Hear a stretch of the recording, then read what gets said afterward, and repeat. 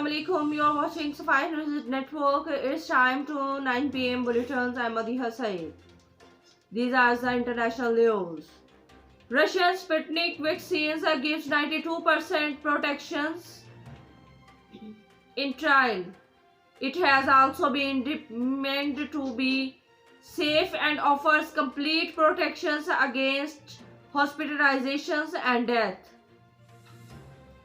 Myanmar cop calls for Aung San Suu Kyi release. Calls are growing for the release of Myanmar or Aung San Suu Kyi day after the army seized power in the Southeast Asian nation. Russian police have detained more than 200 people near a Moscow court, which is considering whether to jail Putin critic Alexei Navalny. Many roads police, including some on horses, are deployed outside the court.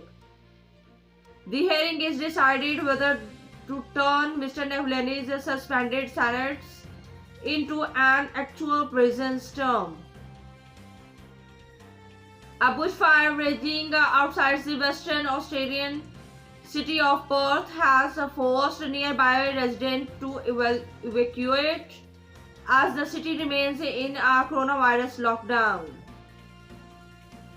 Turkey president has lashed out at the country LGBT movement amid a wave of students' protest on Saturday. 4 students were arrested in Istanbul over a piece of artwork that reporting combined LGBT symbols with an image of an Islamic site.